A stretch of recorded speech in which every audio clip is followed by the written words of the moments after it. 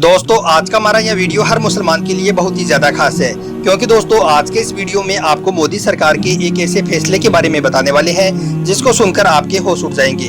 तो दोस्तों आप इस वीडियो को आखिर तक जरूर देखें, और अगर आपको लगे कि यह वीडियो और भी मुसलमानों के मोबाइलों तक पहुँचना चाहिए तो आप मेहरबानी करके इस वीडियो को अपने दोस्तों में शेयर भी कर दें। तो चलिए दोस्तों शुरू करते हैं। दोस्तों जैसा कि आप सभी को मालूम है कि आज इस बीमारी के चलते हमारे देश के हालात बहुत ही ज्यादा खराब हो चुके हैं। आज पूरे देश में सब कुछ बंद है।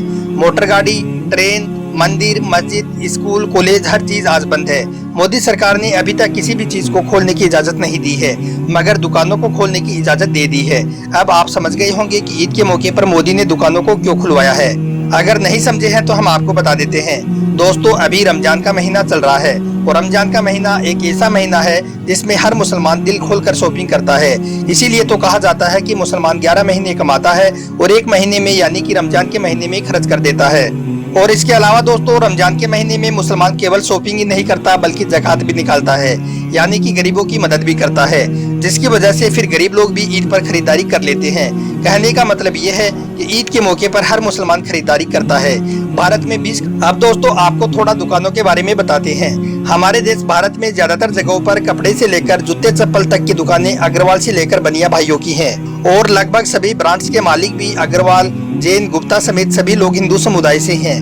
मेरे कई ऐसे दोस्त हैं जो अग्रवाल समुदाय से आते हैं। वो हमें बताते हैं कि रमजान के महीने में हम पूरे साल भर की कमाई कर लेते हैं, क्योंकि इस त्योहार पर सारे मुसलमान हर हाल में खरीदारी करते हैं, चाहे उन्हें उधारी क्यों ना लेना पड़े, मगर वो शॉपिंग जरूर करते हैं। अब दोस्तों आप जरा मोदी सरकार की इस गेम को समझ लीजिए कि जब आज पूरा भारत बंद है तो फिर मोदी सरकार ने ईद के मौके पर दुकानों को खोलने की इजाजत क्यों दी है, जबकि आपको मालूम है कि अभी तो यह बीमारी बहुत तेजी के साथ फैल रही है।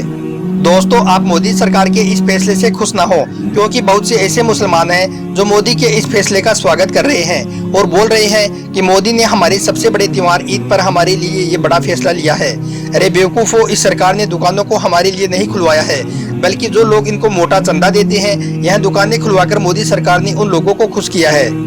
एक बार फिर से इस सरकार ने अपने आसामियों को आर्थिक सहायता पहुंचाने के चक्कर में इस बीमारी में आम जन की जान को जोखिम में डालने का काम किया है। क्या यह सरकार यह कह रही है कि अब इस बीमारी पर काबू पा लिया गया है, इस वजह से दुकानों को खोलने की इजाजत दी है? क्या यह सरकार ये कह रही है कि अब आप लोग दिल खोलकर शॉपिंग कर लीजिए, अब ये महामारी देश में नहीं रही है? अगर ऐसा नहीं कह रही है तो फिर ये क्यों ना माना जाए कि यह सरकार दुकानों को खोलने की इजाजत देकर अपने बनिया समुदाय के लोगों को खुश करने का काम किया है? खैर चलो दोस्तों, इस सरकार ने दुकानों को खोलने की इजाजत तो दे दी और दुकानों को खुलवा भी दिया, मगर अब देखने वाली बात यह है कि जो हिंदू कल तक मियाँ भाइयों को अपने मोहल्लों में आने से रोक रहे थे, सब्जी वालों को सब्जी नहीं बेचने दे रहे थे, वही हिंदू अब अपनी दुकानों के आगे बड़े बड़े बैनर और पोस्टरों पर ईद मुबारक लिखवाकर मुसलमानों का स्वागत कर रहे हैं। दोस्तों हमारे पास यही सही मौका है इस भांड मीडिया को और इन जैसे लोगों को सबक सिखाने का।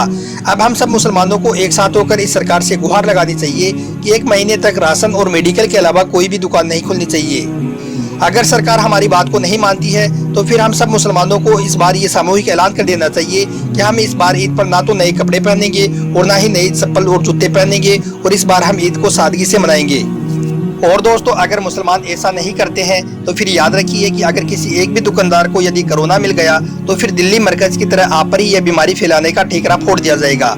और इसके अलावा दुकान के आगे खड़े टोपी और हिजाब की फोटो और वीडियो बनाकर ये लोग चिल्ला चिल्ला कर लोगों को बताएंगे कि ये देखो मुसलमान नहीं रुक रहे हैं, भीड़ इकट्ठा कर रहे हैं। और दोस्तों आप सभी को मालूम ही है कि आखिरी के दिनों में शॉपिंग करने के लिए मुसलमानों की बाजारों में किस तरह से भीड़ होती है, और फिर इसी भीड़ का ये लोग फायदा उठाएंगे और इस बीमारी को फैलाने का जिम्मेदार आपको ही ठहरा देंगे।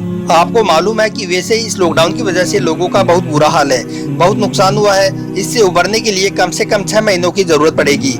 इसलिए आप इस बात से खुश ना हो कि मोदी ने हमारे लिए दुकानें खोली हैं। मोदी ने हमारे लिए नहीं बल्कि अपने लोगों को खुश करने के लिए दुकानें खोली हैं। और दोस्तों याद रखें, मोदी सरकार के द्वारा सभी दुकानों को खोलने का ऐलान मुसलमानों को जबरदस्त आर्थिक नुकसान पहुंचाने और बनिया लोगों को जबरदस्त फायदा पहुंचाने के लिए किया है।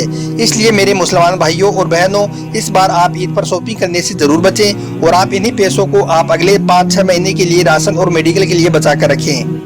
अब अगर आपको लगे कि यह जानकारी और भी मुसलमानों तक पहुंचनी चाहिए और भी मुसलमानों के मोबाइलों तक जानी चाहिए तो आप इस वीडियो को दिल से लाइक करके आगे शेयर भी कर दीजिए।